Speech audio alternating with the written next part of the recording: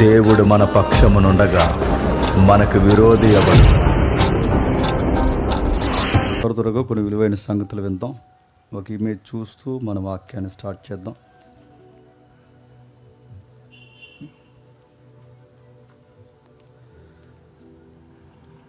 Monitors పెట్టి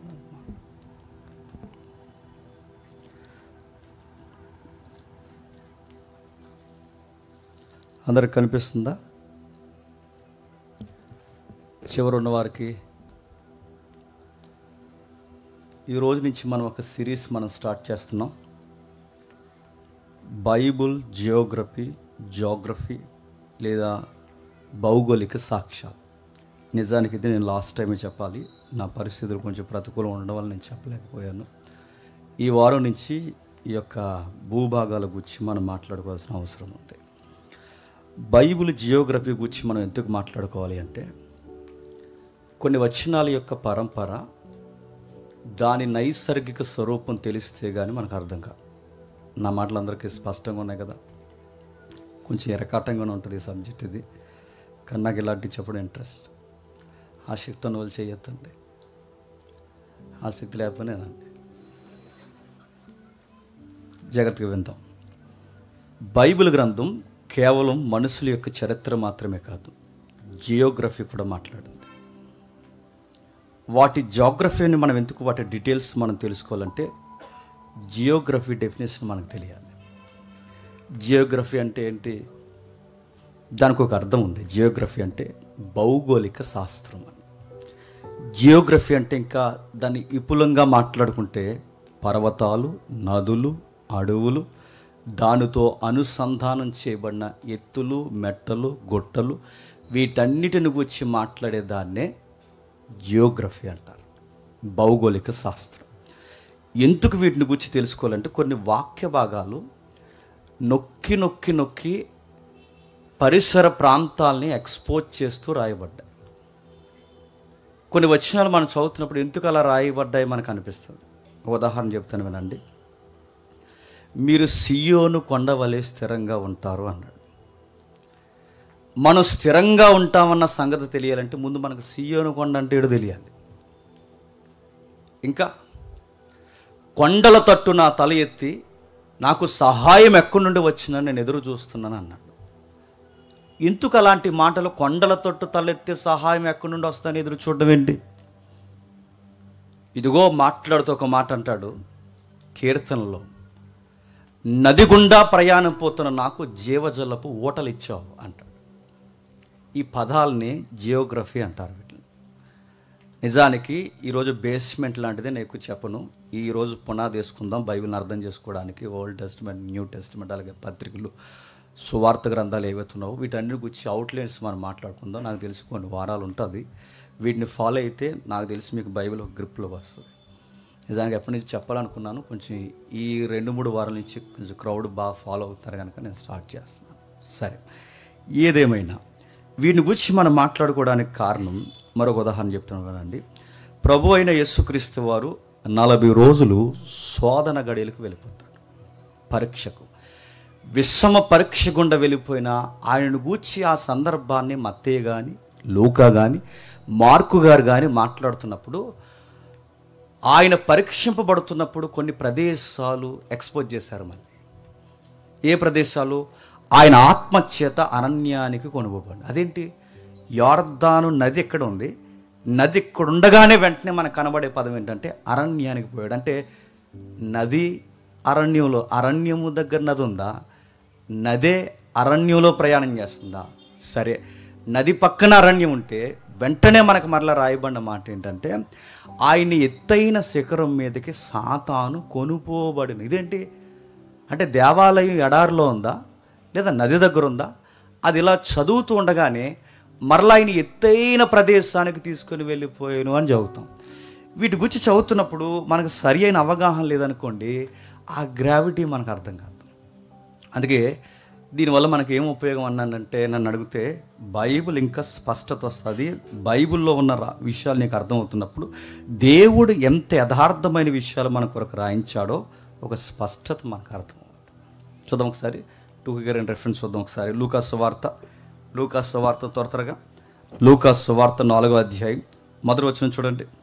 లూకా సువార్త 4వ అధ్యాయం మొదటి వచనం. యేసుక్రీస్తు వారు పరిశుద్ధాత్మ పూర్ణుడై యోర్దాను నది నుండి తిరిగి వచ్చి 40 దినములు అపవాది చేత శోధింపబడుచుండెను. బాగా వినండి. ప్రభు అయిన యేసుక్రీస్తు వారి యొక్క జోర్డాను మినిస్ట్రీ అని ఒక పెద్ద సబ్జెక్ట్ ఉంది. ప్రభు అయిన యేసుక్రీస్తు వారి యొక్క మినిస్ట్రీ ఎక్కువగా యోర్దానును ఆనుకుని గలిలయ మండలంలో ఎక్కువ పనిచేశాడు ఆయన. రెండవది, బాప్టిజం ఇచ్చి యోహాను యొక్క పరిచర్య ఎక్కడుంది? యోర్దాను పై ప్రాంతాల్లో యేసుక్రీస్తు వారి పరిచర్య చేస్తే యోర్దాను లోతట్టు ప్రాంతంలో పరిచర్య చేసింది ఎవరు? John the Baptist. అర్థమవుతులేదు. జియోగ్రఫీ అంటే కొంచెం కన్ఫ్యూజ్ ఉంటుంది, వినండి. మీకు అర్థమైపోయినా వినండి, నా ఆశ కోసమన్నా వినండి. సరే, యోర్దాను పై ప్రాంతాలు అంటే పల్లె ప్రాంతాలు, పట్టణ ప్రాంతాలు, యోర్దాను ఆనుకున్న మండలం ఏదైతే ఉందో గలిలయ కానీ, నజరేతు కానీ, కపెర్నహూము కానీ కొన్ని ప్రాంతాల్లో ప్రభు అయిన యేసుక్రీస్తు వారు ఎక్కువ చుట్టాడు ఆయన 3.5 సంవత్సరాలు. ఈ పరిసర ప్రాంతాల్లో ఆయన ఎక్కువ సువార్త చేస్తే, మరి బాప్టిజం ఇచ్చే యోహాను పరిచర్య ఎక్కడుందంటే ఆయన ఎక్కువ ట్రావెలింగ్ చేయలేదు. ఆయన పరిచర్య అంతా లోతట్టు ప్రాంతమైన నది లోయలో, అంటే ఆ భయంకరమైన కెనాల్ ఏదైతే ఉందో ఆ ఆరిన కెనాల్లా కనబడుతున్న లోపల లోతట్టు ప్రాంతంలో బాప్టిజం ఇచ్చి యోహాను పరిచర్య. ఇలా జియోగ్రఫీ ఎక్కడికక్కడే మనకు కనబడుతుంది. ఈ జియోగ్రఫీ గురించి మాట్లాడుకున్నప్పుడు ప్రభు అంటున్నాడు చూడండి, ఆయన అరణ్యానికి కొనుపబడ్డాడట. అరణ్యానికి కొనుపబడిన ఆయన 9వ వచనంలో అక్కడ రాస్తున్నాడు చూడండి. 9వ వచనంలో, పిమ్మట ఆయన్ని యెరూషలేములోకి తీసుకొని పోయి దేవాలయ శిఖరమున ఆయనను నిలవబెట్టి, నీవు దేవుని కుమారుడివైతే ఇక్కడి నుండి కిందకు దూకుము, నిన్ను కాపాడువాడు నిన్ను కాపాడుటకు నిన్ను గూర్చి తన దూతలకు ఆజ్ఞాపించాడు. 2 ప్రదేశాలు రాస్తున్నాడు చూడండి. ఒకటి, అరణ్యానికి పోయాడట. అరణ్యానికి పోయిన వెంటనే మళ్ళీ ఎక్కడికి వచ్చాడట? సిటీకి వచ్చాడట. సిటీలో ఉండగానే మళ్ళీ ఎక్కడికి వెళ్ళాడట? దేవాలయపు శిఖరానికి వెళ్ళాడట. దేవాలయపు శిఖరం అనగానే కొంచెం జోగ్రఫికల్ ఇమేజ్ చూద్దాం ఒకసారి. ఆ దేవాలయపు శిఖరం ఒకసారి చూడండి. మీకు ఎందుకు నేను చెప్తున్నాను మీకు అర్థమవుద్ది. మీరు చూపించిన కొంచెం త్వరగా వీటిని గూర్చి మనం మాట్లాడుకుంటున్నప్పుడు వీటి గూర్చి అవగాహన మనకు ఎందుకు అవసరం మనకు అర్థమవుద్ది. ఇది ప్రభు అయిన యేసుక్రీస్తు వారిని ఎత్తైన శిఖరం మీదగా సాతాను లిటరల్గా ఇదే ప్రభు అయిన యేసుక్రీస్తు వారిని తీసుకెళ్ళిపోయింది సాతాను. అక్కడికే ఆ పైన ఒక కట్టడం ఉంది చూసారా, అక్కడికి తీసుకెళ్ళి అది టెంప్టేషన్ గురి చేస్తుంది. ఏమంటుందంటే, నువ్వు దూకు, నువ్వు దేవుని కుమారుడు అయితే. మరి ఇది ఎక్కడుండగానే మళ్ళీ సిటీ ఎక్కడుంది? ఇప్పుడు మనకు కనబట్టలేదు ఇమేజ్. ఈ ఫోటో బ్యాక్గ్రౌండ్ అంటే ఇప్పుడు ఎవరైతే ఈ ఇమేజ్ని తీస్తారో దీని బ్యాక్ సైడ్ ఉండే ఏరియా అంతా సిటీ ఆఫ్ జెరూసలేం. ఇంకా మీకు అర్థం కింద కనబడుతుంది చూడండి. ఆ ఏవైతే మీకు అంజూర చెట్లు కనబడుతున్నాయో, ఈ అయితే ఫలములు కనబడుతున్నాయో, ఈ తమల వృక్షాలు ఉన్నాయి చూసారా, వీటి వెనకాల ఆనుకొని ఉండే ప్రదేశం జెరూసలేం కనబడుతుంది. ఈ పర్వతానికి ఆవల అటువైపుకి వెళ్ళిపోతే మీకు వెంటనే టచ్ అయ్యేది ఏంటంటే అరేబియా ఎడారి టచ్ అవుతుంది. అంటే యేసుక్రీస్తు వారి యొక్క భౌగోళిక సాక్ష్యం ఎంత ఖచ్చితమైందో చెప్పడానికి ఈ రోజుకి సాక్ష్యాలు మనకు కనబడుతుంది. అప్పుడప్పుడు నేషనల్ ఛానల్స్లో, స్టేట్ ఛానల్స్లో కూర్చొని కొంతమంది ఏమంటున్నారంటే యేసుక్రీస్తు అనే క్యారెక్టర్ కల్పిత గాథ అంటున్నారు. ఇలా బొందా, యేసుక్రీస్తు వారి యొక్క క్యారెక్టర్ కల్పిత గాథ అయితే జాగ్రఫికల్ ఎవిడెన్స్ ఉంది ఇక్కడ, లాజికల్ ఎవిడెన్స్ ఉంది ఇక్కడ. ప్రతి బైబిల్ రెఫరెన్స్కి ఈ రోజుకి వరల్డ్ మ్యాప్లో పిన్ పాయింట్తో సహా గుర్తించగలిగే పక్కా ఎవిడెన్స్ ఉన్నాయి ఇక్కడ. ఆయన గుర్చిన ఉనికి ఎక్కడెక్కడ సంచరించాడో, ఆయన బాప్టిజం తీసుకున్నప్పుడు ఆయన ఖచ్చితంగా ఎక్కడ కొనుగోబడి పరీక్షకు గురయ్యాడో అదిగో ఆ మౌంటైన్ ఇంకా కనబడుతుంది మనకి. ఆ పక్కనే ఎడారి కనబడద్ది, ఆ పక్కనే సిటీ కనబడద్ది. అంటే ఇవన్నీ పక్క పక్కనే. మీకు అర్థం అవ్వాలి, యేసుక్రీస్తు వారు ఎక్కడి నుంచి ఎక్కడికి వెళ్ళిపోయాడు అనుకోకండి. అవన్నీ దగ్గరగా ఉన్నాయి. మీకు ఎందుకు ఈ జాగ్రఫీ నేను చెప్తున్నానంటే, అంటే యెరూషలేము కానీ పర్వతం కానీ మీరు చూస్తున్నారు ఎంత రెడ్డీస్గా మీకు కనబడుతుంది చూడండి, బూడిదగా నడుతుంది. ఇలాంటి దిక్కున ఏమైనా మొక్కలు మొలుస్తాయా? మీరు అక్కడ వరి పండించండి, మీరు అక్కడ ద్రాక్షలు పండించండి, మీరు అక్కడ ఏదన్నా పండించండి, పండుతుందన్న ఐడియా ఒక కొత్త రైతుని తీసుకెళ్ళి పెడితే అవుతుందా? మీకు ఎందుకు జియోగ్రఫీ అవసరం అంటే మీరు బాగా వినండి. ప్రపంచంలో మనకు గుడ్ డెఫినేషన్ ఉంది. ఏంటంటే ప్రపంచంలో సారవంతమైన నేల ఏదన్నా ఉందంటే యెరూషలేం అనుకుంటాం. నో, ప్రపంచంలో సారవంతమైన నేల యెరూషలేం అనుకుంటాం. కాదు. ప్రపంచంలో ఎందుకు అది సారవంతమైన నేల అయింది? దాని వెనక యెహోవా ఉన్నాడు గనక. సౌడు నేల ఏదన్నా ఉందంటే అదే. పంటకి పనికిరాని నేల ఏదన్నా ఉందంటే అదే. రాళ్ళు, తిప్పలు, గుట్టలు, మెట్టలు, పనికిరాని అనేకమైన చిత్తడి నేలకు దూరంగా ఉండి పొడిబారిన నేల ఏదన్నా ఉంది అంటే అదే. కానీ ఈరోజు మీరు చూడండి, ప్రపంచంలో అక్కడ పండినంత పంట ఇంకెక్కడ పండదు. ఎందుకు ఈ జియోగ్రఫీ తెలుసుకోవాలి? బైబిల్ యొక్క మొత్తం నేరేటివ్, బైబిల్ యొక్క హిస్టరీ, బైబిల్ యొక్క నడక మొత్తం ఎక్కడ నడిచిందంటే ఇదిగో ఈ జోన్లోనే. ఈ జోన్ దాటి ఎక్కడ పోలేదు. గట్టిగా తిప్పుకొడితే ఇజ్రాయెల్ దేశం నార్త్ నుండి సౌత్కి, అంటే స్ట్రైట్ ట్రావెల్ చేసి మనం వస్తే, నార్త్ నుండి సౌత్కి ట్రావెల్ చేసుకుని వస్తే జస్ట్ 250 కిలోమీటర్లతో ముగిసిపోద్దండి. 250 కిలోమీటర్లు అంటే నన్ను అడిగితే ఇప్పుడు మనకి విజయవాడ ఎంత వస్తుంది? 300, 150 అంటే విజయవాడ వెళ్ళి మళ్ళీ రాజమండ్రి వస్తే ఇజ్రాయెల్ అయిపోద్ది అంతే. ఇటు 3 అవర్స్ చెప్పండి. 3 అవర్స్ కూడా హైవే బాగుంది. ఇప్పుడు 2.5 గంటల్లో కొడితే మళ్ళీ ఇలా కొడితే జస్ట్ 6 గంటల్లో దేశం తిరిగి. దేశాన్ని 6 గంటల్లో తిరిగేస్తామంటే దాని దేశం అంటారా? ఆంధ్ర రాష్ట్రంలో బాగా వినాలి, ఆంధ్ర రాష్ట్రంలో 5-6 బాగా వినాలి, 5-6 భాగాలకి ఒక భాగంలో పక్కన పడేస్తే ఇజ్రాయెల్ దేశం అవుతుంది. ఇలాంటి ఇజ్రాయెల్ దేశాన్ని గురించి ఎందుకు జోగ్రఫీ మనం తెలుసుకోవాలంటే బైబిల్ అంతా అక్కడే నడిచింది, దాని గురించి రాయబడింది. పక్కనే నీవు చదువుతున్నప్పుడు మనకు తెలియనప్పుడు ఈ ప్రభు అయిన యేసుక్రీస్తు వారి యొక్క ఈ పరీక్ష గడియలు చదువుతున్నప్పుడు అరణ్యం అంటే ఎక్కడికో వెళ్ళిపోయాడు అందనుకునేవాడిని. అరణ్యం అంటే ఎక్కడికి వెళ్ళిపోయాడు, మందిరం అంటే మళ్ళీ ఎక్కడికి వచ్చాడు, సిటీ అంటే మళ్ళీ ఎక్కడికి వచ్చాడు, ఇవన్నీ ఎక్కడెక్కడ ఇసిరేసినట్టు ఉంటాయి అనుకో. కాదు, ఇవన్నీ పక్కనే ఉంటాయి. జస్ట్ 250 లోపే హిస్టరీ అంత తిరుగుతుంది. ఇంకేం రాస్తున్నాడు? 125వ కీర్తన మొదటి వచనం చూడండి ఒకసారి. 125వ కీర్తన మొదటి వచనం, 125వ కీర్తన మొదటి వచనం, 125వ కీర్తన త్వరగా ముగిస్తాను. 125వ కీర్తన మొదటి వచనం. యెహోవాయందు నమ్మిక ఉంచిన వారు కదలక నిత్యము నిలుచు సియోను కొండ వలె ఉందరు. ప్రశ్న అడుగుతున్నాను చెప్పండి. ఆ ఇమేజ్ చూపించండి. ఇందాక లాస్ట్ నేను పంపించాను కదా. యెహోవాయందు నమ్మిక ఉంచిన వారు కదలకుండా ఎలా ఉంటారట? సియోను కొండ వలె ఉంటారు. ఇప్పుడు ప్రశ్న, సియోను కొండ అంటే చచ్చారు ఈరోజు నా చేతిలో చెప్పండి. సియోను కొండ అంటే మరలా సీనాయి కొండ తెలుసా తెలీదా? సీనాయి కొండ మీద ఏం జరిగింది? మోసే గారు 40 రోజులు అక్కడుండి 10 ఆజ్ఞలు తీసుకున్నాడు. ఆ సీనాయి కొండే సియోను కొండ అని అనకండి, అది వేరు ఇది వేరు.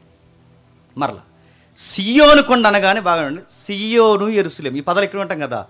సియోను యెరూషలేము, సియోను యెరూషలేము, సియోను పట్టణమా, యెరూషలేము పట్టణమా, సియోను పట్టణమా, యెరూషలేము పట్టణం వింటాం. సియోన్ అంటే ఏంటంటే అలా మీకు ఒక మౌంటైన్, అదే ఆ కొండ కనబడుతుంది చూడండి. మొత్తం తమ్ముడు ఏరో మార్క్ తిప్పుతున్నాడు చూడండి. ఆ కనబడుతున్న ఈ ఎత్తైన నేల, ఈ కన్స్ట్రక్షన్ కింద ఉన్న ఆ ల్యాండ్ అంతటిని ఏమంటారంటే సియోను కొండ అంటారు. ఈ సియోను కొండ మీద కట్టబడిన సిటీయే యెరూషలేము. అందుకే సియోను పట్టణం అన్నా యెరూషలేమే, యెరూషలేము పట్టణం అన్నా సియోను పట్టణమే, సియోను పట్టణం అన్న యెరూషలేమే, యెరూషలేము పట్టణం అన్న సియోను. ఇప్పుడు బాగా వినండి. బండ మీద కన్స్ట్రక్షన్ జరిగితే స్ట్రాంగ్గా ఉంటాయా ఉండవా? ఇసుకలో కన్స్ట్రక్షన్ జరిగితే స్ట్రాంగ్గా ఉంటాయా? బండ మీద కన్స్ట్రక్షన్ జరిగితే స్ట్రాంగ్గా ఉంటాయా? ప్రభు చెప్పిన ఎగ్జాంపులే.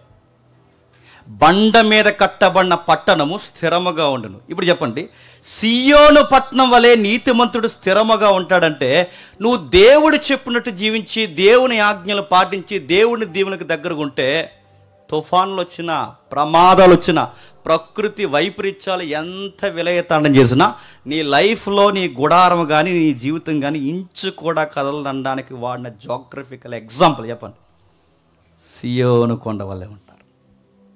అంటే మీకు అర్థమవుతుంది. అంటే ఒక విషయాన్ని మనం ఇంత నిగూఢంగా అర్థం చేసుకుంటే వాక్యం దావీదు గారు అన్నట్టు మనకు ఎలా ఉంటుందంటే కొవ్వు మెదడు దొరికినట్టు ఉంటుంది.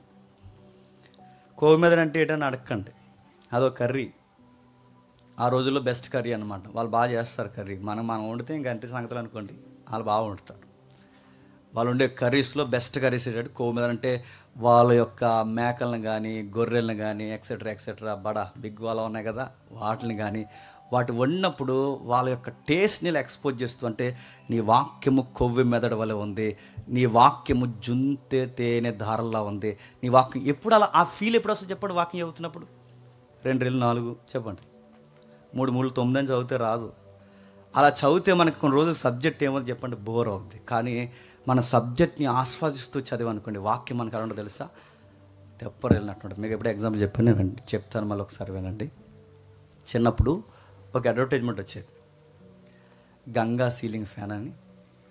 మీరు అన్నారు లేదో, రాసి అనుకుంటాను వచ్చేది. అప్పుడు ఆ గంగా సీలింగ్ ఫ్యాన్ కింద కూర్చుంటుంది ఆవిడ, టక్కమైన సైడ్లో వేసిపోద్ది. ఇలా హిమాలయాలకు పోతుంటుంది, అలాగే సముద్రంలో పోతుంటుంది, పొలాల్లో పోతుంది, చైర్తోనే. ఆ చైర్ అలా పోతుంటుంది, ఇలా పోతుంటుంది, ఇలా పోతుంటే గంగా సీలింగ్ ఫ్యాన్ వేసుకుంటే అలా వెళ్ళిపోయినట్టు ఉంటుంది అన్నమాట. అది నిజమో కదా నాకు తెలియదు, కానీ నిజంగా నువ్వు బైబిల్ని ఈ కోణంలో అర్థం చేసుకుంటూ చదివితే నీ గదిలో ఉండగానే నువ్వు సియోను కొండ మీదకి వెళ్ళి వచ్చినట్టు ఉంటుంది. నీ గదిలో ఉండగానే ఎర్ర సముద్రం పాయలైపోయినట్టు ఉంటుంది. నువ్వు బైబిల్ని ఆ విధంగా అర్థం చేసుకుంటూ చదివితే, మళ్ళీ చెప్తున్నాను, జలప్రలయం మన గదిలోకి అలా వచ్చి మళ్ళీ వెళ్ళిపోయినట్టు. బైబిల్ అలానే చదవాలి, అలానే అర్థం చేసుకోవాలి. అందుకే ఇప్పుడు చెప్తున్నాడు, సియోను కొండ వలె మీరు స్థిరంగా ఉంటారన్నాడు. ఎందుకు ఇలాంటి మాటలు మాట్లాడుతున్నాడంటే, ఆయన చెప్పే మాటలు ఎంత ఖచ్చితమైన మాటలు అని చెప్పడానికి ఆయన వాడుకున్న పదాలు భౌగోళిక శాస్త్రాన్ని ఎక్కువ ఉపయోగించాడు. నెక్స్ట్, ఏంటి బైబిల్ చరిత్రలో ఎక్కువ రాయబడిన ప్రదేశాలంటే కొండలు, గుట్టలు, అరణ్యాలు, ఎడార్లు, వీటి మధ్య బైబిల్ చరిత్ర జరిగింది. ఇంకా వీటి మధ్య ఇశ్రాయేలు చరిత్ర జరిగింది. ఇలాంటి ప్రదేశాన్ని బాగా వినాలి. కొండలు, గుట్టలు, అదిగో మీకు కనబడుతున్నాయి, కొండలు, గుట్టలు. ఇప్పుడంటే కట్టేశారు కాబట్టి మీకు నీట్గా కనబడుతుంది, కానీ అవి లేనప్పుడు మీరు ఒకసారి ఊహించుకోండి. కొండలు, గుట్టలు, ఎడార్ల మధ్య ఇజ్రాయెల్ చరిత్ర జరిగితే, కొండలు, గుట్టలు, మెట్టలున్న ప్రదేశాన్ని పాలుదేలు ప్రవశించు పాలస్తీనా, క్షమించండి, పాలుదేలు ప్రవశించు ఇజ్రాయెల్ అనొచ్చా చెప్పండి? ఇలాంటి మెట్ట ప్రాంతం మనకు ఒక ఎకరం ఇస్తాను అనుకోండి, ఏమంటామండి? ఏమంటాం చెప్పండి? అలాంటి కొండ, రాతి కొండ మనకు ఒక ఎకరం రాసిస్తాను అనుకోండి, మన మామగారు ఏమంటారు? మీరు సూపర్ మామ అంటారా? గుట్ట ఏం చేసుకుంటాం? కానీ గమనించండి, ఇలాంటి వాటిని పాలు తేనెలు ప్రవశించు కానాను అనొచ్చా? కానీ అన్నాడు, పండని రాతి నేలని పాలు ప్రవశిస్తాయి, తేనె ప్రవశిస్తుందని ఆయన ఎలాగంటున్నాడు? ఇజ్రాయెల్ దేశం ప్రపంచంలో సారవంతమైన నేలని ఎప్పుడు అనుకోకండి. ఇంకా చెప్పిన, వర్షాలు లేకపోతే వాళ్ళకి పంటలు ఉండవు, మంచు లేకపోతే వాళ్ళకి పంట ఉండదు. అందుకే ఏలియా పనిష్మెంట్ ఇస్తున్నప్పుడు ఏం ఆపేవాడు తెలుసా? 3.5 సంవత్సరాలు ఆగిపోను కాక. ఎందుకు పనిష్మెంట్ అక్కడ ఎందుకు ఇస్తున్నాడు? వాళ్ళకి నది ఉందనుకుంటారు, దేశం మధ్యలో నది ఉందంతే, ఆ నదిని పైకి నీరు ఎక్కించలేరు. ఎందుకంటే యోర్దాను నది లోతట్టు నది. ఇప్పుడంటే టెక్నాలజీ ఉందనుక బోరేసి అదేసి ఇదేదో పైపేసి పైకి లాగొచ్చేమో, కానీ ఆ రోజుల్లో లోతట్టు ప్రాంతంలో ఉన్న నీటిని పొలాల్లోకి ఎక్కించడం జరిగే పనా?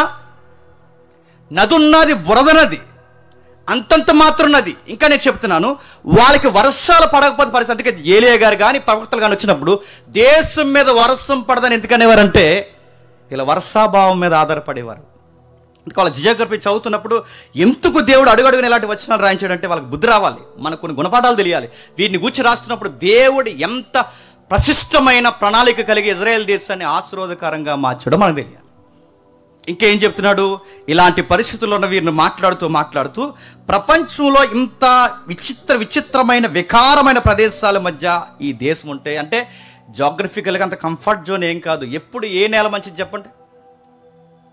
మన ల్యాండ్ ఉంది కదా రాజమండ్రి, అటు పశ్చిమ గోదావరి కానీ, ఇప్పుడు అన్నీ కలిసిపోయిందండి, పశ్చిమ గోదావరి కానీ ఇటు తూర్పు గోదావరి, మన రైస్ బౌల్ ఏరియా అంటారు. రైస్ బౌల్ స్టాండర్డ్ జీకేలు అడుగుతారు కదా, స్టేట్ జీకి అడిగినప్పుడు చెప్తారు కదా రైస్ బౌల్ ఏరియా ఏంటని, డాట్ అని 4 బిట్లు ఇస్తాడు. ఆ బిట్లు ఇచ్చినప్పుడు మనకు చెప్తాడు రైస్ బౌల్ ఏరియా తెలుసా, మనది ఈస్ట్ గోదావరి. ఎందుకు అన్నపు పాత్ర అయింది, భోజనపు పాత్ర అయింది?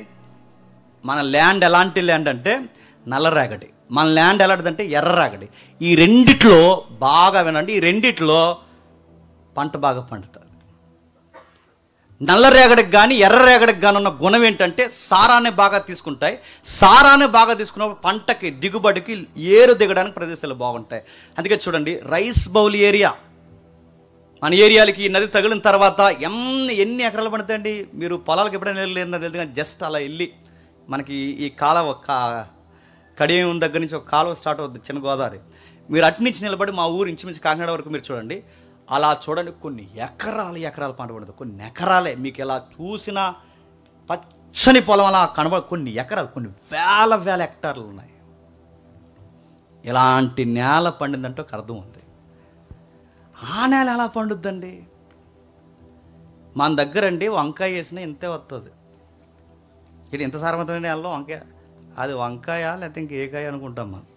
అది ఎంతో ఉంటుంది.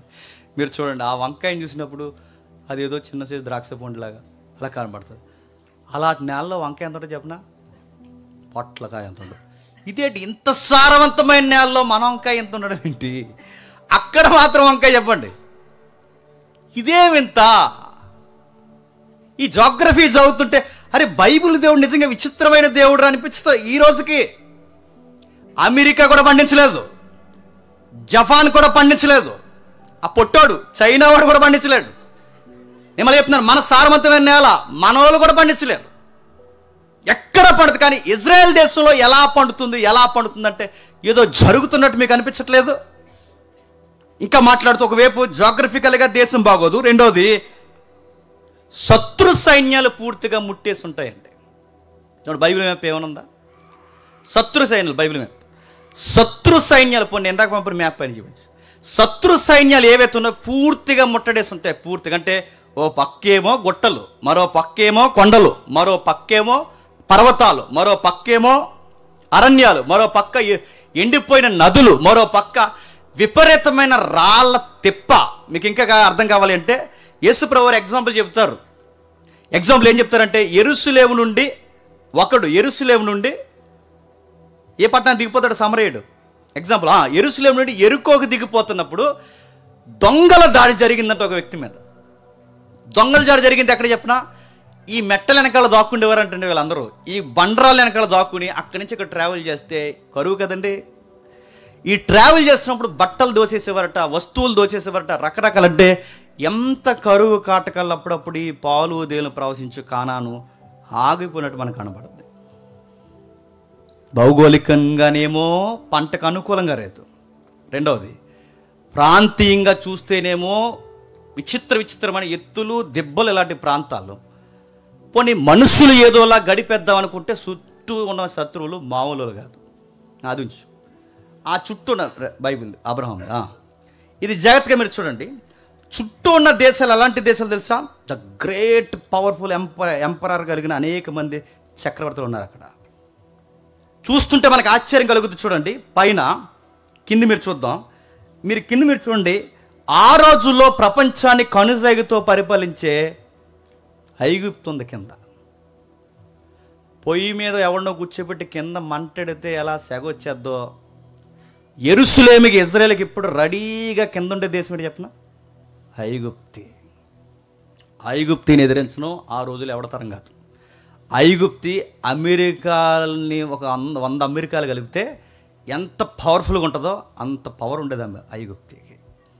ప్రపంచ దేశాలు దానికి సలాం చేయాల్సిందే. అలాంటి భయంకరమైన శక్తి కలిగిన ఆ దేశం అక్కడ ఉంటే, ఆ దేశం ఐగుప్తి ఉంటే సరే. ఈ దేశం దాడి ఒకవైపు జరుగుతుంది. పైన మీకు కనబడుతుంది మొత్తం మెసొపొతేమియా ఏరియా కనబడుతుంది చూస్తారా? ఆ నదులు, ఆ మెసొపొతేమియా ఏరియా మీకు అర్థం కావాలంటే అస్కనజ్ కనబడుతుంది చూడండి పైన టాప్లో. అస్కనజ్, అనుష్క కాదు, అస్కనజ్. ఆ పైనుంచి మీరు కింద చూడండి 2 గీతలు అలా దిగుతున్నాయి. ఆ 2 గీతలు ఏ పిచ్చి గీతలు అనుకోకండి, అవే మహానదులు. ఈ 2 నదులు యూఫ్రటీస్, టైగ్రిస్, ఈ 2 నదుల మధ్య ఉండే ఆరిన నేలనే మెసొపొటేమియా నాగరికత అంటారు. ఈ మెసొపొటేమియా బౌల్లో అస్సూర్ ఉంటుంది, మెడోఫెర్సన్స్ ఉంటారు, ఇంకా చెప్పాలంటే గ్రీకులు ఉంటారు. ఇలా ఉమ్మడి సామ్రాజ్యాలు, కొన్ని బలమైన సామ్రాజ్యాలు. వీళ్ళు చిన్నోళ్ళు ఏం కదండి, వాళ్ళ గొడవకు వచ్చారంటే మనుషులను చంపడంలో వెనక ముందు ఆడరాళ్ళు. వాళ్ళు ఎంత దారుణమైన వ్యక్తులు అంటే, గర్భిణీ స్త్రీని అలా నిలబెట్టి మానవులో కత్తిపెట్టి కిందినిచ్చి పైకి చీరేసి బిడ్డని కిందేసి కొట్టి వార్నింగ్ ఇస్తారు. ఏమనంటే మాట వింటే సరే, లేకపోతే మొత్తం అందరికీ ఇలా జరుగుద్దని వార్నింగ్. అంత కఠినమైన వాళ్ళు. ఇంకా మనిషి అలా బతుకుండగానే ఇలా పొడవైన ఫోల్ ఒకటి పెట్టి, నేను కొంచెం ఆ పదాలు చెప్పడానికి ఇబ్బందిగా ఉంది కానీ అర్థం చేసుకోండి.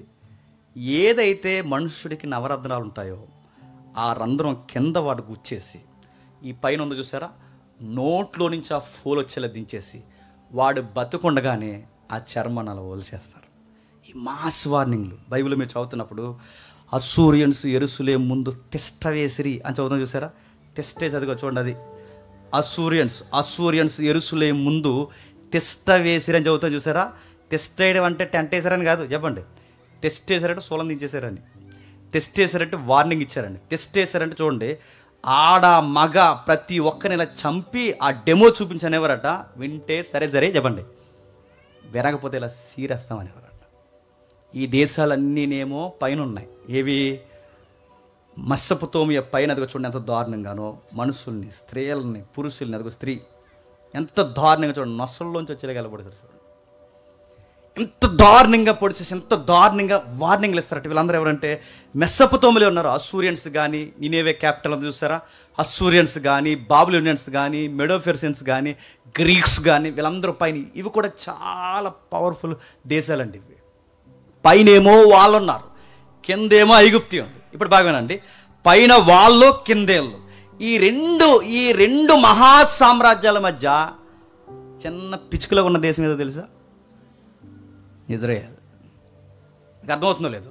ఈ రెండు మహాసామ్రాజ్యాల మధ్య అంటే వాడు తుమ్మినా ఇజ్రాయెల్ మీద పడుతుంది, ఈడు తుమ్మినా ఇజ్రాయెల్ మీద పడుతుంది. పోనీ ఇజ్రాయెల్ ఏమైనా సౌఖ్యమైన నేల? కొండలు, మెట్టలు, గుట్టలు, సముద్రాలు, అరణ్యాలు, భయంకరమైన ఉపయోగం లేని డెడ్ సీ ఎక్కడ ఉందిగా, మృత సముద్రం, ఉపయోగం లేని నీటి ఎద్దడున్న ప్రదేశాలు. ఇలాంటి ప్రదేశాల్లో ఇజ్రాయెల్ ఈ రోజుకి నెంబర్ 1గా ఉండడం అనేది ఒక గ్రేట్ అండి. ఇప్పటికీ విచిత్రంగా అనిపిస్తుంది, ఇప్పటికీ ఆశ్చర్యం అనిపిస్తుంది. ఎలా ఉంది? బైబిల్ గొప్పదని తెలియాలంటే ఖచ్చితంగా నీకు ఈ జాగ్రఫీ అర్థమైతేనే ఈ దేవుడి యొక్క గొప్పతనం ఏంటి నీకు అర్థమవుద్ది. ఇంత విచిత్రంగా ఇజ్రాయెల్ దేశాన్ని ఈ రోజుకి నడిపిస్తున్నాడు. సముద్రపు నీరుని ఈ రోజుకి డ్రింకింగ్ వాటర్గా మార్చేసిన దేశం ఆ దేశమే. మనకి డ్రింకింగ్ వాటర్ తినకూడదు. మనకి ఈ రోజుకి చూడండి, నెంబర్ 1 pH వాల్యూ వాటర్ దిగుమతి చేస్తారు వాళ్ళు. ఒకటి కాదు, రెండు కాదు. వాళ్ళు జాగ్రఫీ చదువుతుంటే పైనేమో ప్రదేశాలు ప్రమాదమైనవి, కిందేమో ప్రదేశాలు ప్రమాదమైనవి. ఊహించి ఒక మాట చెప్తాను వినండి. ఎప్పుడైనా పొరుగు రాజ్యాలు గొడవ దిగితే, ఎవరు? ఐగుప్తీలు పొరుగు రాజ్యాన్ని గొడవ దిగారు అనుకోండి. ఇప్పుడు ఐగుప్తి పైన అస్సూరు సామ్రాజ్యం ఉంది. ఐగుప్తి పైన సిరియా పక్కన ఇది ఒక బల్లింపోటిది. ఇజ్రాయేల్ దేశానికి భయంకరమైన దేవతలను అలవాటు చేసిన దేశం ఏదైనా ఉందంటే సిరియా. దాని క్యాపిటల్ డమస్కస్, మనకు తెలుసు కదా. ఈ దేశం వాళ్ళు చాలా చెడిపోయారు వాళ్ళు. పైగా మీరు ఇజ్రాయెల్ అనగానే మొత్తం ఇజ్రాయెల్ అనుకోకండి, జార్డాన్ అసలు సంబంధమే లేదు. ఇప్పటికీ జార్డాన్ని కలపడానికి చాలా కష్టం. ఎందుకు చెప్పినా, జార్డాన్ ఏరియాలో ఎవరు ఉండేవారు ఆ రోజుల్లో? శాపగ్రస్తమైన తెగ ఉంది. ఆ శాపగ్రస్తమైన తెగ ఎవరో మనకు తెలుసు. ఆ లోతు గారు అమ్మాయి ఉందిగా, అమ్మాయిలు, ఆ అమ్మాయిలు పుడతారుగా. ఎవరు వాళ్ళు? అమోనీయులు, మోయాబీలు. వీళ్ళకి శాపం ఉంది, వాళ్ళ ల్యాండ్కి కూడా శాపం ఉంది. అందుకే చూడండి, అన్ని ఎల్లగొట్టిన యెహోషువ కాలంలో అన్ని దేశాలు, అన్ని ప్రాంతాలు ఎల్లగొట్టినా వీళ్ళని మాత్రం ఎల్లగొట్టలేకపోయారు. ఎందుకు ఎల్లగొట్టలేకపోయారు చెప్పినా, వాళ్ళు ఎంతో బీరకాయ పీస్ ఉంది కదా వాళ్ళకి. ఆ బీరకాయ పీస్ ఉండడం వలన వీళ్ళు జాలి కలిగి ఉన్నారో, ఎత్తుకున్నారో, మొత్తం మీద ఉన్నారో తెలియదు. కానీ ఆ రోజు జయించలేని ప్రాంతాన్ని ఈరోజు కూడా కలుపుకోలేకపోతున్నారు. సరే, అటేమో భౌగోళికంగా అనుకూలం లేదు, రెండేమో శత్రువుల నుంచి సెక్యూరిటీ లేదు. ఇలాంటి ప్రదేశాల్లో ఉన్నప్పుడు ఐగుప్తి గొడవకు దిగింది అనుకోండి. ఐగుప్తి ఇజ్రాయెల్తో కాదు గొడవ, బాగానండి. ఐగుప్తి ఇజ్రాయెల్తో కాదు గొడవ. పై ప్రాంతంలో ఎవరున్నారు? సిరియా, ఇంకా పైకి వెళ్ళండి, పెద్ద సామ్రాజ్యాలు. స్పందించండి, చెప్పండి. అస్సూరియన్స్, బాబిలోనియన్స్, మెడోపెర్షియన్స్, గ్రీక్స్, ఎవరైతే ఉన్నారో అందరూ పైన ఉన్నారు. ఇప్పుడు ఐగుప్తి ఆ పెద్ద రాజ్యాల మీద గొడవ దిగింది అనుకోండి, బాగా వినాలి. ఐగుప్తి కింద నుంచి పెద్ద రాజ్యాల మీద గొడవ దిగింది అనుకోండి, రూట్ మ్యాప్ ఎటు నుంచి ఉంది చెప్పండి? ఖచ్చితంగా ఇజ్రాయెల్ దేశాన్ని తొక్కెళ్ళాలి. అర్థమవుతుందో లేదు? ఐగుప్తి అస్సూరు మీదకి, ఐగుప్తి మెడోపెర్షియన్స్ మీదకి, ఐగుప్తి గ్రీక్స్ మీదకి జెండా ఎగరేస్తే ఖచ్చితంగా అది ఏ బోర్డర్ను తొక్కెళ్ళాలి, ఏ దేశాన్ని తొక్కెళ్ళాలి, ఇజ్రాయెల్ని టచ్ చేసి వెళ్ళాలి. అంటే ముందు వాళ్ళని కొట్టాలంటే చెప్పండి, ముందు వీళ్ళని డెప్పమే కొడితే కానీ అక్కడ దొరకదు. రెండవది, పోనీ ఆ ఉమ్మడి సామ్రాజ్యాలన్నీ ఒక్కటైపోయి ఐగుప్తు మీద గొడవ దిగాయి అనుకోండి, మళ్ళీ వాళ్ళకు రూట్ ఎటు?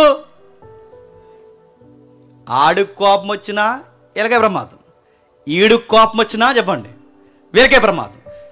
పాడి పంటలకు అనుకూలమైందంటే అది లేదు, వర్షాలు ఎక్కువ పడతాయంటే అది కష్టం, పూర్తిగా సారవంతమైన నేల అంటే కాదు, మధ్యధరా సముద్రం తీర ప్రాంతం తప్ప మిగిలినంతా ఎడారి దెబ్బలు గుట్టలు తప్ప దేనికి పనికిరాదు. ఇంకా మాట్లాడుకుంటే ఎత్తైన పర్వతాలు తప్ప ఇంకేమీ లేదు. అంటే సారవంతమైన నేల అంటే అది లేదు, పోనీ శత్రువులకు దొరకని ప్రాంతం అంటే అది లేదు.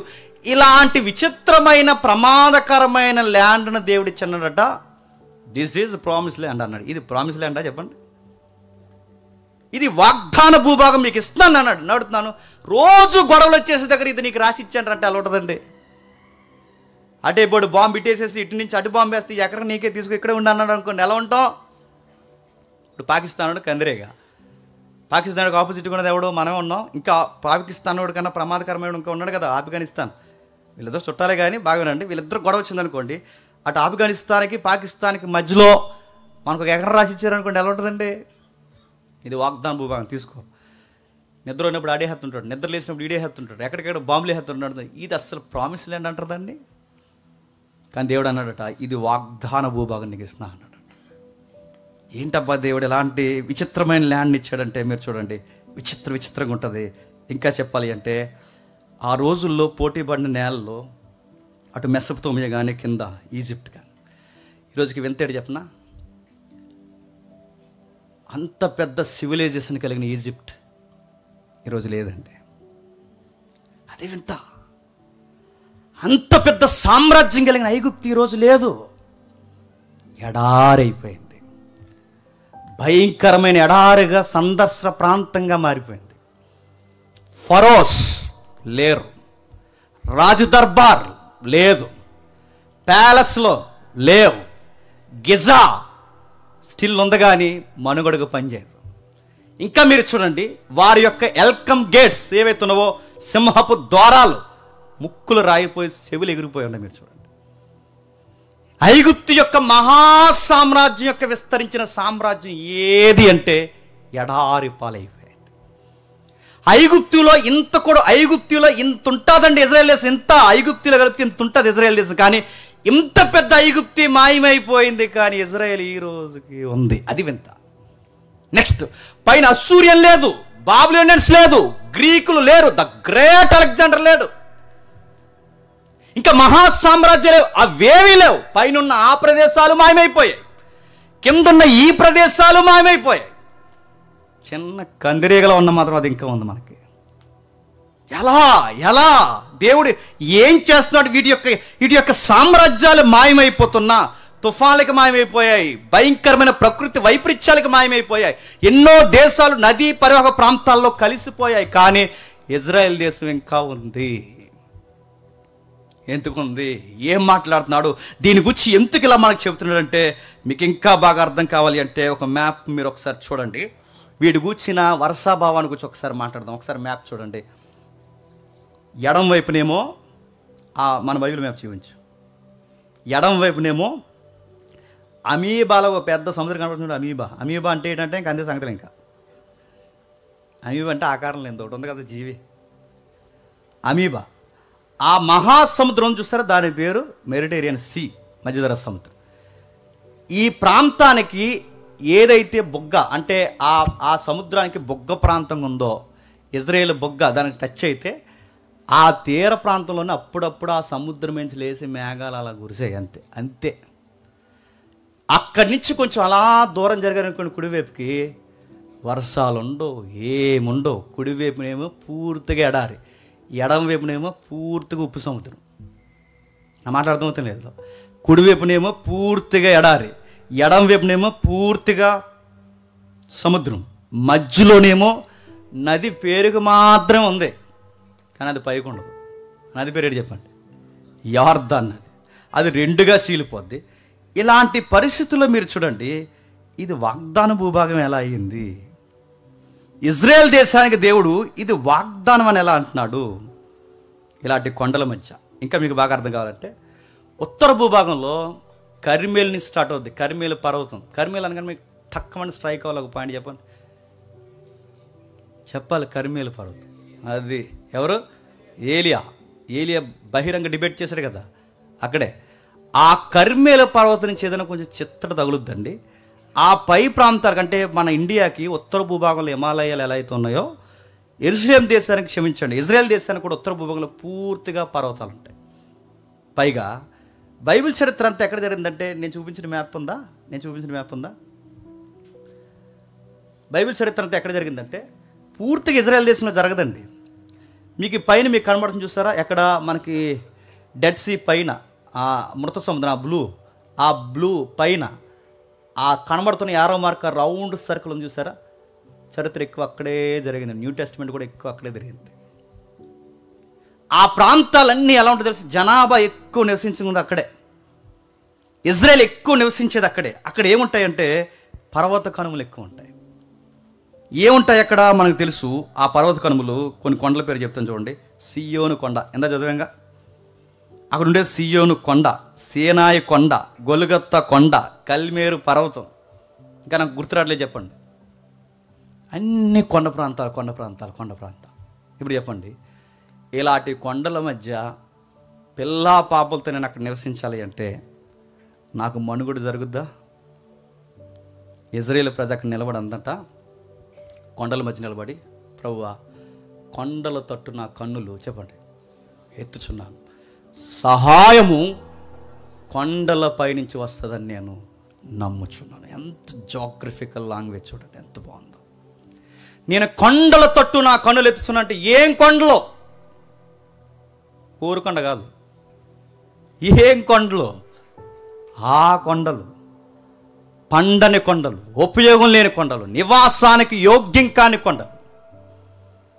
పక్షులు, జంతువులు ప్రతిరోజు ఉదయం లేసి యెహోవాకు ప్రార్థన చేస్తే ఆహారం ఎలా దొరికిందో ఇజ్రాయేల్ ప్రజ కూడా ఆహారం కావాలన్నప్పుడల్లా పక్షుల వల్ల ఎవరికి ప్రార్థన చేస్తారు చెప్పండి?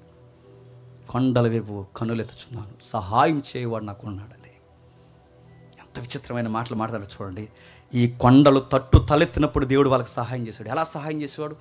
కొండలను అలా చూస్తూ ఉండగా, మీరు అన్నాను, కొండలను అలా చూస్తూ ఉండగా ఆ గొరుకైన కొండల మీదకి నల్లని మేఘాలు లెగిసిపోయి వచ్చేసాడు. ఏమాత్రం సారవంతం కాని ఆ నేల మీదకి యెహోవాకి ప్రార్థన చేసి బలిపీఠాలు కట్టి, బలిపీఠాలు ఉన్నత స్థలాన్ని చదువుతాను చూసారా. ఉన్నత స్థలాలంటే ఉన్నావోలు స్థలాలు అనుకోకండి. ఉన్నత స్థలాలంటే ఎత్తైన ప్రదేశాలన్నీ ఉన్నత స్థలాల మీద బలిపీఠాలు కట్టి భక్తులు బలి అర్పించారని చదువుతాను చూసారా. ఆ ఉన్నత స్థలాల మీద దేవునికి అనుకూలమైన ప్రార్థన చేస్తే వర్షాలు, మేఘాలు అలా దిగిపోయాయట. మంచు వర్షం వల్ల అలా కురిసేదట. మీరు చూడండి, ఇజ్రాయేల్ చరిత్ర అరణ్యంలో నడవడమే 40 ఏళ్ళ వింత కాదండి. మరలా ఇజ్రాయేల్ చరిత్ర అరణ్యంలో 40 ఏళ్ళు నడవడమే వింత కాదండి. ఈ రోజుకి అది ఉన్నతమైన పంట తింటుందంటే, ఆ గరుకైన ప్రాంతంలో ఈ రోజుకి నివసిస్తుందంటే ఈ రోజుకి వింతే.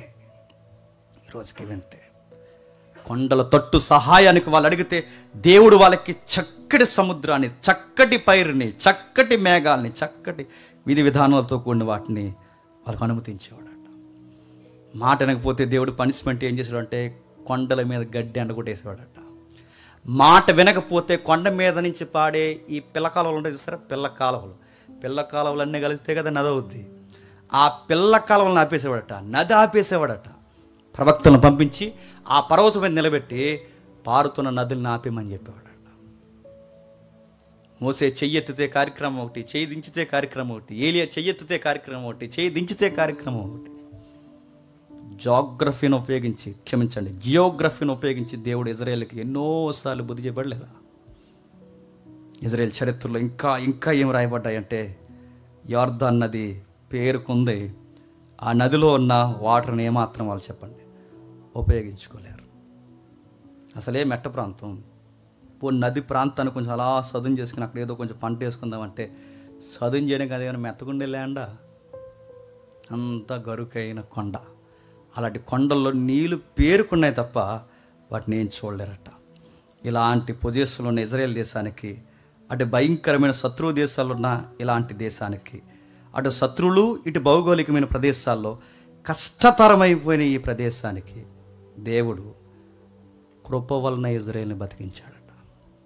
భగవానండి, ఇజ్రాయెల్ అన్నం తింటుందంటే దేవుని కృప.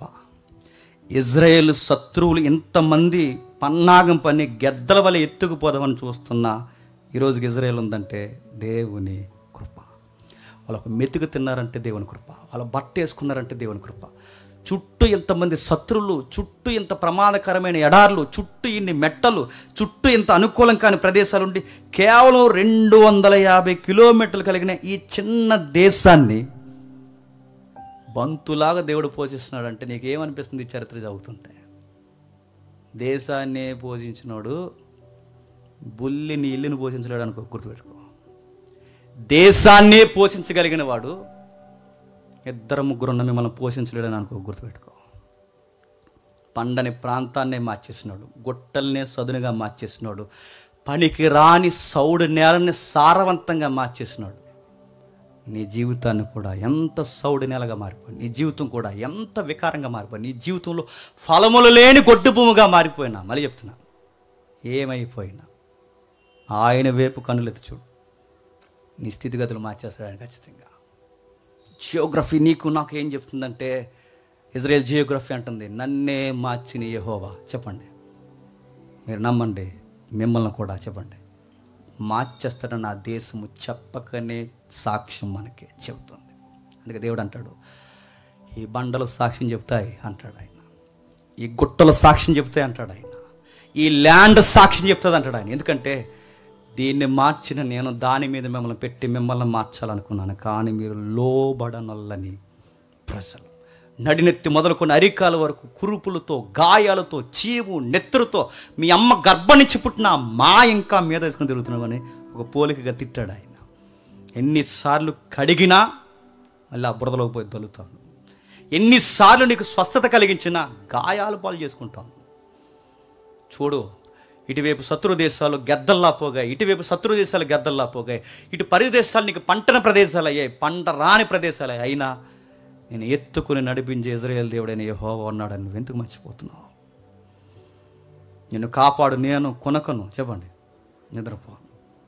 ఇంకా ఏమన్నాడు ఆయన కూర్చుంటే, ఆంధ్ర రాష్ట్రంలో 5-6 రెట్లు కన్నా చిన్న భూభాగమైన జస్ట్ 250 కిలోమీటర్ల దూరం ఉన్న పైనుంచి కిందకి, మన కాశ్మీర్ నుంచి కన్యా అంటాం చూసారా, అలాగే ఆ పైనుంచి కిందకి, అంటే వాళ్ళ పైనుంచి కిందకంటే పైన ఉత్తర భూభాగం నుంచి కింద బేర్షబా నుంచి అబ్రహాం గారి ఏరియా. మీకు అర్థమైనట్టే. అబ్రహాం గారు ఈ అది అన్అఫీషియల్ గొడవలు జరుగుతాయి కదా వాళ్ళకి, ఆయన పంపిస్తారు కదా అటు. ఆ బేర్షబా ఏరియా అంటే ఇది బార్డర్ ఏరియా అనమాట, అది పై ఏరియా. ఆ యార్దాను క్షమించండి, లెబనోన్ నుంచి కింద బేర్షబా ఏదైతుందో ఈ ఏరియా కలిపితే 250 కిలోమీటర్లు జివ్వును తిరుగుతూ 6 గంటలు తిరిగేచ్చండి. అలా చిన్న దేశం, పైగా ఇంత పెద్ద విస్తరించిన సామ్రాజ్యాల్లో నెలవంక దేశంలో ఉంటుంది. నెలవంక అంటే ఏంటని అడగండి. నెలవంక అంటే తెలుసు కదా, చంద్రుడు ఏ రోజు అది, అమావాస్య పౌర్ణమా, అమావాస్య తర్వాత ఫస్ట్ డే చంద్రుడు ఇలా ఆఫ్ వస్తాడు, స్టిక్కర్, లేడీ స్టిక్కర్ పెట్టుకుంటే ఇలా వస్తాడు చూస్తారా, సేమ్ అలా ఉంటుందండి మ్యాప్లో ఆ దేశం. అది ఇలాంటి దేశాల మధ్య ఒక నెలవంక లాంటి దేశం అది. అలాంటి దేశం స్థితిగతులు మార్చాడట. ఒక రెఫరెన్స్ చూద్దాం, త్వరగా ముగిద్దాం. రెఫరెన్స్ చూద్దాం, ద్వితీయోపదేశకాండం 14వ అధ్యాయం, ద్వితీయోపదేశకాండం 14వ అధ్యాయం, ద్వితీయోపదేశకాండం 14వ అధ్యాయం 25వ వచనం, త్వరగా.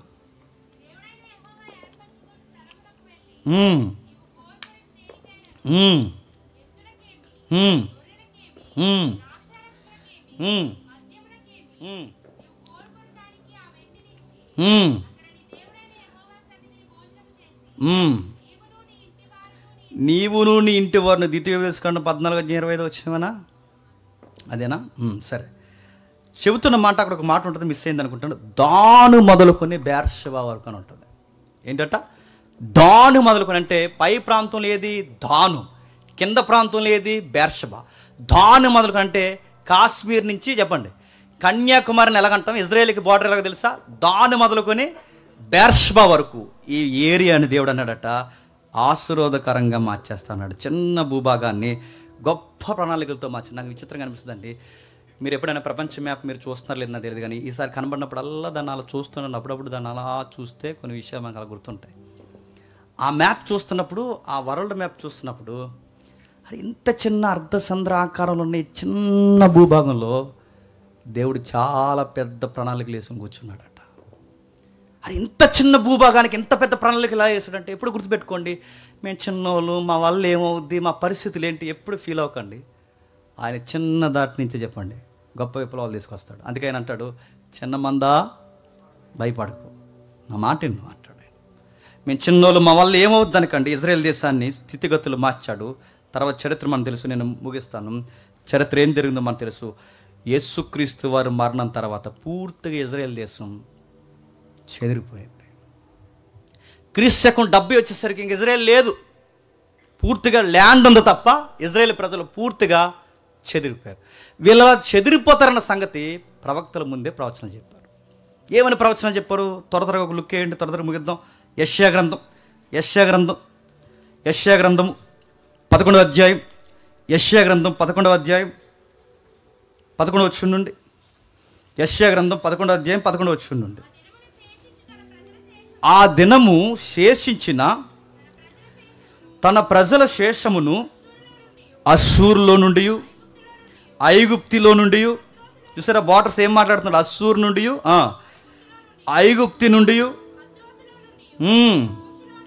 పత్రోసుల నుండి, కూసు నుండి, తెలుసు కదా కూసు, ఆఫ్రికా, కూసు నుండి, ఏలాములో నుండి, సీనారులో నుండి, ఆమాతులో నుండి, సముద్ర దీపములో నుండి విడిపించి రప్పించుటకు యెహోవా 2 మార్లు చెయ్యి చాచును. జనులను పిలుచుటకు ఆయన ఒక ధ్వజమును నిలబెట్టును. భ్రష్టులైపోయిన ఇశ్రాయేల్ని పోగు చేయుటకు భూమి యొక్క నలుదిశల నుండి చెదిరిపోయిన యోధా వారిని మళ్ళీ సమకూర్చి. ఎన్నిసార్లు చెదిరిపోతారట? అక్కడ రాశాడు 2 సార్లు చెదిరిపోతారు. అందుకే చూడండి, బబులోను కాలంలో చెదిరిపోయారు, తర్వాత ప్రాంతాల్లో చెదిరిపోయారు, క్రీస్తు శకం 70లో చెదిరిపోయారు. ఇలా చెదిరిపోయిన వారిని, వీళ్ళందరూ చెదిరిపోయిన తర్వాత 2 సార్లు చెదిరిపోయిన వారిని మళ్ళీ నేను చెప్పండి పోగు చేస్తాను. ఆ రెఫరెన్స్ యెషయా గారి రెఫరెన్స్ చెప్పిన నెరవేర్పు, 2వ నెరవేర్పు ఇప్పుడు చెప్పిన 1948 మే 16. అంటే 70లో చెదిరిపోయిన వేళ్ళు, 70లో రోమా ప్రభుత్వం చేత చెదిరిపోయిన వేళ్ళు మళ్ళీ ఎప్పుడు అధికారికంగా ఫామ్ అయ్యారు? మన లాస్ట్ క్లాస్లో నేను 45 అన్నాను, నాకు మర్చిపోయి 48లో మళ్ళీ ఇలా ఫామ్ అయిన తర్వాత మళ్ళీ వాళ్ళని స్థిరపరిచి బలపరిచి వాళ్ళని మళ్ళీ ఉజ్జీవింపజేస్తా అన్నాడు. యోధాను మళ్ళీ నేను కడతాను అన్నట్టుగానే జరిగిందా లేదు చెప్పండి. ఐగుప్తి మళ్ళీ కట్టబడిందా? మిడో పెర్షియన్స్ మళ్ళీ కట్టబడ్డారా? బాబిలోన్స్ మళ్ళీ కనబడుతున్నారా? ఫరోస్ పరిపాలన ఉందా? మళ్ళీ ఎవరు కట్టబడలేదు. కానీ ఒక్కసారి ఆరిపోయిన మళ్ళీ ఈ ప్రజ మళ్ళీ వెలిగిందంటే ఎంత వింతండి. ఆరిపోయిన సామ్రాజ్యాలు మళ్ళీ వెలగలేదు. సౌలులు కానీ ఇంకెవరైతే ఉన్నారో మనకి పరిపాలన, మన రాష్ట్ర పరిపాలనలు, సౌలు పరిపాలన కానీ ఇంకా నాకు గుర్తురావట్లేదు, కృష్ణదేవరాయల పరిపాలన, ఈ పరిపాలన మీద చూడండి ఉన్నాయి మళ్ళీ. వాటి బోర్డు వాళ్ళ తప్ప ఏమి లేవు. ఇప్పుడు మీరు ఏ చరిత్ర చూడండి, ఇండియన్ చరిత్ర ఏదైనా మీరు చూడండి, ప్రపంచ చరిత్ర ఏదైనా చూడండి, మళ్ళీ వెలిగాయా? బుక్స్లో చదువుకోవడం తప్ప. కానీ మీరు చూడండి, పూర్తిగా ఆరిపోయిన సమాజం మళ్ళీ వెలిగిందంట. మన దేవుడు ఎలాంటి చెప్పినా, మనం ఎంత ఆరిపోయినా, మనం ఎంత వేసారిపోయినా, మనం ఎంత దిగజారిపోయినా మళ్ళీ ఆయన వైపు తిప్పితే చెప్పండి మళ్ళీ నూతన వెలుగును అనుగ్రహిస్తాడట. నూతనమైన కార్యాలు మన జీవితంలో జరిగిస్తాడట. మళ్ళీ గొప్ప కార్యాలు జరిగించదుగో మళ్ళీ నిన్ను కడతాడు. దేశాన్నే కట్టినోడు నీ కుటుంబాన్ని కట్టలేడా? దేశాన్నే కట్టినోడు నీ జీవితాన్ని కట్టలేడా? దేశాన్నే కట్టినోడు నీ పరిస్థితులు కట్టలేడా? దేశాన్నే బాగు చేసిన వాడు నేను బాగు చేయలేడా? ఇజ్రాయేల్ చరిత్ర చెప్పుకోవడానికి ఏం బాగుందంటే చదువుతుంటే భయం వేస్తుంది. ఈరోజు డెవలప్ అయిపోయింది కనుక ఇప్పుడు ఇల్లు ఉండడానికి అక్కడ ఏ పని చేసినా నెలకి 1 lakh శాలరీ. అక్కడ బాత్రూమ్ కడిగిన అక్కడ నెలకి 1 lakh శాలరీ. అక్కడ సీనియర్స్ అయితే 150. ట్రై చేయండి ఏమన్నా. నెలకి 1,50,000 జీతం అక్కడ. జస్ట్ అక్కడ ఎవరైనా ఇజ్రాయెల్ దేశంలో వయసు అయిపోయిన వృద్ధులు ఉంటారు చూస్తారా, వాళ్ళని చూసుకోవడానికి దాన్ని ఏదో అంటారు, కేర్ టేకర్. ఆ ఉద్యోగం చేయడానికంటే 1,50,000 శాలరీ తీసుకుని జస్ట్ ఆ బామను అలా చూస్తే చాలు, ఏ బామ తిన్నావా, ఏ స్నానం చేసావా అంటే అయిపోయింది అంతే. నెలకి 1,50,000 వచ్చేది మనకి జస్ట్ వాళ్ళని చూసుకుంటే. ఎందుకంటే ఇజ్రాయేల్కుంటే గొప్ప గుణం ఏంటంటే, మీ తల్లిదండ్రులను చెప్పండి నిష్ఠూర పెట్టకడానికి ఆజ్ఞ చాలా సీరియస్గా తీసుకుని అంత శాలరీ ఇచ్చేయాలని సరే పేరెంట్స్ని చూస్తారు వాళ్ళు. ఎందుకంటే నీ తల్లిదండ్రులు నిష్ఠూర పెడితే దేవుడు అన్నాడు, చెప్పండి, నీ ఆత్మ హఠాత్తుగా అర్పిస్తాడు. అది వాళ్ళకి భయం, వాళ్ళకి ఆజ్ఞ. నువ్వు సక్సెస్ అవ్వాలంటే నీ పేరెంట్స్ నేర్పించమని చెప్తాడు. అందుకే వాళ్ళు ఎంత శాలరీ ఇచ్చి కూడా వాళ్ళు చాలా జాగ్రత్తగా కాపాడతారు. ఇప్పటికి మనకు అనిపిస్తుంది ఈరోజు ఇంత డెవలప్ అయిపోయింది కనుక ఆ దేశానికి అందరూ వెళ్ళడానికి, అక్కడ ఉండడానికి, అక్కడ పౌర హక్కును కూడా సాధించడానికి ఎంత తహతహలాడుతున్నామే. ఏమీ లేనప్పుడు అక్కడికి వెళ్ళి ఉండమంటూ ఉంటావా? ఏమీ లేనప్పుడు అక్కడికి వెళ్ళి ఉండమంటే నీకు ఈ ల్యాండ్ అంత ఇచ్చేస్తున్నావంటే నువ్వు నేను నమ్మలేదు, కానీ విశ్వాసులకు తండ్రి అయిన చెప్పండి అబ్రహాము నమ్మేశాడు. నమ్మకమైన దేవుణ్ణి నమ్మేశాడు. నన్ను అడిగితే ఇజ్రాయేలు కానాను భూభాగం కన్నా అబ్రహాం గారు ఊరు 100 రెట్లు బాగుంటుంది తెలుసా? ఎందుకంటే నదీ పరివాహక ప్రాంతం. అబ్రహాం గారు ఊరు ఉంది కదా, ఆ ఊరు యూఫ్రటీస్ పక్కనే ఉంటుంది. యూఫ్రటీస్ పక్కనే కాబట్టి నదీ పరివాహక ప్రాంతం కనుక మన గోదావరి ఉన్నట్టు ఉంటుంది అక్కడ మహానది. అలాంటి ప్రాంతం మంచి ల్యాండ్. అలాంటి ల్యాండ్ నుంచి దేవుడు ఇడిపించి ఏ ల్యాండ్ ఇచ్చాడట? గొట్లు, మెట్లు, అరణ్యము, నల్ల సముద్రం, చెత్త చెదారం ఇదంతా ఉండి అబ్రహాం అన్నాడట, ఇదే ప్రామిస్ ల్యాండ్ తీసుకో అన్నాడట. అబ్రహాం ఇలా దూరం నుంచి చూసి వందనాలు చెప్పి, ఎటకరం కాదు వందనాలు చెప్పి, నీ వాగ్దానం చాలా బాగుంది ప్రభు, అయినా ఈ ల్యాండ్ అంతా నాకు వద్దు, కానీ ఆ పక్కకు పోయి గుడారం వేసుకుని బతికేస్తా అన్నాడంట. వాళ్ళ భక్తుల మాటలు కానీ, ప్రభు యొక్క వాగ్దానాలు కానీ, ఆ నెరవేర్పులు కానీ, ఆ క్రియలు కానీ నేను అడుగుతున్నాను. ఇజ్రాయేల్ దేశం అరణ్యంలో 40 ఏళ్ళే నడిచిందేమో, కానీ నేను అనుకుంటాను లైఫ్ లాంగ్ ఇజ్రాయేల్ వింతలోనే బతుకుతుంది. ఎప్పటికీ ఇంత ప్రపంచంగానే బతుకుతుంది. యెరెమీయా 29 ఇంటికి వెళ్ళి చదవండి 14 వచ్చును. యెహెజ్కేలు 20 అధ్యాయం 14, క్షమించండి, యెహెజ్కేలు గ్రంథం 4 అధ్యాయం 20 అధ్యాయం 41, 42 వచనాలు చూడండి. ఎజ్రా 1 అధ్యాయం 3 వచ్చిన ఇంటికి వెళ్ళి చూడండి. ఇవన్నీ ప్రవచనాలు. ఇజ్రాయేల్ మళ్ళీ కడతా, ఇజ్రాయేల్ మళ్ళీ కడతా, ఇజ్రాయేల్ మళ్ళీ కడతా, ఇజ్రాయేల్ మళ్ళీ కడతా, ఇజ్రాయేల్ భూభాగాన్ని మళ్ళీ సారవంతమైన భూభాగంగా మార్చేస్తా అన్నాడు. 48లో తీసుకొచ్చాడు, కట్టాడు, కూర్చోబెట్టాడు. ఈ రోజుకు ప్రపంచానికి చేస్తున్నాడు కదా. ఆ దేశంతో యుద్ధానికి ఎవడైనా దిగాడంటే కరువు తెచ్చుకుని అంటుంటుంది, నిప్పు కనికి తెచ్చుకుని నెత్తిని గోక్కున్నట్టే. దొరదొస్తుందని ఎవడట నిప్పు కనికి తెచ్చి గోక్కున్నాడు. ఎలా ఉంటుందండి? ఇంకెవడు దొరదరాదు. ఇంకా ఇజ్రాయెల్ దేశంతో ఎవడైనా కయ్య దిగాడంటే మళ్ళీ చెప్తున్నాను, నిద్రపోయిన సింహాన్ని లేపినట్టే. ఎందుకంటే ఎంతో కొంత మారారు, ఎంతో కొంత ప్రవచనాల వైపు తిరిగారు, మెస్సియా వైపు చూస్తున్నారు. మెస్సయ్య వస్తాడని వాళ్ళకి అర్థమవుతుంది. ఆ మెస్సయ్య క్రీస్తుని నమ్మలేకపోతున్నారు. కానీ ఒకటి మాట గుర్తుపెట్టుకోండి, వాళ్ళ దేవుని ప్రణాళికలో ఉన్న ప్రజ. వాళ్ళకి ప్రవచనం ఉందంటే పౌలు గారు రోమపత్రిక చెప్తారు, ఇంటికి వెళ్ళి చదవండి. వాళ్ళు లేకపోతే మనం లేము, వాళ్ళ తృణీకరణ లేకపోతే మన కృప లేదు. నిన్నే రక్షించిన దేవుడు తన ప్రజలను విడిచేశారని మాత్రం అనుకోకండి. వాళ్ళ మార్పు కొరకు ఈ బైబిల్ దేవుడు ఇంకా చెప్పండి ఎదురు చూస్తున్నాం, ఇంకా ఎదురు చూస్తున్నాడు అని గుర్తుండి చెప్పిన. ఈరోజు కూడా అక్కడ పంట చాలా దిగుబడి వస్తుందంటే ఇంకా బ్లెస్సింగ్ పనిచేస్తుందా లేదా? ఈరోజు కూడా అక్కడ pH వాల్యూ వాటర్ దొరుకుతుందంటే ఇంకా బ్లెస్సింగ్ ఉందా లేదా? గరుకైన మెట్ట ప్రాంతాల్లో స్వచ్ఛమైన ఆక్సిజన్ దొరుకుతుందంటే ఇంకా ఆయన దీవులు పనిచేస్తున్నాయి లేదా? ఒకప్పుడు ఇటు కింద ఐగుప్తి ఉండేది, పైన అస్సూరు ఉండేది. కింద ఐగుప్తి ఉండేది, పైన మెడోఫెర్సన్స్ ఉండేవారు. ఇప్పుడు ఒకప్పుడు పైన కిందే శత్రులు, ఇప్పుడు చెప్పండి చుట్టూ శత్రులు ఉన్నారు. అయిన ఇజ్రాయెల్ దేశం చెప్పండి స్టిల్ నౌ కనబడుతుంది. చూస్తుంటే ఏమనిపిస్తుంది చెప్పండి? వింత ఇజ్రాయెల్, వింత వింత వింత. ఇలాంటి ఇజ్రాయెల్ దేశాన్ని జోగ్రఫికల్గా చదువుతున్నప్పుడు దేవుడు అంటున్నాడు, ఇదిగో ఈ దేశపు స్థితిగతిని మార్చాను నేను. చెప్పండి మిమ్మల్ని కూడా మార్చేస్తాను. మురికి నీరుని మంచినీరుగా మార్చేసాడు యార్దాన్ని, మిమ్మల్ని కూడా మార్చేస్తాను. ఉప్పు నీటిని మంచినీరుగా మార్చేశాను నేను, మిమ్మల్ని కూడా మార్చేస్తాను. పండని పర్వతాలని పండే పర్వతాలుగా గడ్డినేళ్ళగా మార్చేశాను, మిమ్మల్ని కూడా మార్చేస్తాను. ఇప్పుడు మన జీవితంలో కూడా ఎడారులు లాంటి ప్రదేశాలు మనకు ఉన్నాయి లేదా చెప్పండి? మన లైఫ్లో పరిస్థితులు ఉన్నాయి. అప్పుడప్పుడు మన జీవితం ఎడారి అయిపోయినట్టు ఉంటుంది, నీటి సుక్కలేనట్టు ఉంటుంది, ఎండమావుల్లా కనబడుతుంది. అంత శత్రులే, అందరు శత్రులే మనకి. మన కదా ఐస్ క్రీమ్ తిన్నా అదంటే ఈరోజు శత్రువు అయిపోతాడు మనకు. అందరూ శత్రువులే. ఈడు శత్రువు అయిపోతాడు, ఆడు శత్రువు అయిపోతాడు, ఈడు శత్రువు అయిపోతాడు. ఎరా అట్లా పరిస్థితులు అన్నీ మూసుకుపోయినట్టు అనిపిస్తాయి. కానీ గుర్తుపెట్టుకోండి, కొండలు తట్టెట్టు చూడు, కొండల తట్టు ఎత్తు చూసిన నీతిమంతుల్ని మార్చేసిన దేవుడు. చెప్పండి, మిమ్మల్ని నన్ను కూడా మార్చేస్తాడు. నేను ముగించేస్తున్నాను. యేసుక్రీస్తు వారి పరిచర్య వీలైతే రానున్న వారాల్లో మనం చూద్దాం. ఆయన పరిచర్య ఎక్కువ ఈ మెట్ట ప్రాంతాల మధ్య గలిలయ ప్రాంతంలో ఎక్కువ ఆయన జోగ్రఫికల్గా ఆయన యొక్క పరిచర్య జరిగింది. యోర్దాన్ నది ఆవల అప్పుడప్పుడు వెళ్ళి వచ్చేవాడట. యోర్దాన్ మినిస్టర్ అయిన వెంటనే మళ్ళీ గలిలయ వచ్చేవాడట. ఈ ప్రాంతాల్లో తిరుగుతున్నప్పుడు యూదుల జీవన శైలి చదివితే మనకి ఎంత విచిత్రంగా ఉంటుందో. నిజంగా ఇజ్రాయెల్ దేశంలో దేవుడు ఉన్నాడు అబ్బా అండి. మీకు ఎప్పుడో నెపోలియన్ బోనపార్టీ, అలాగే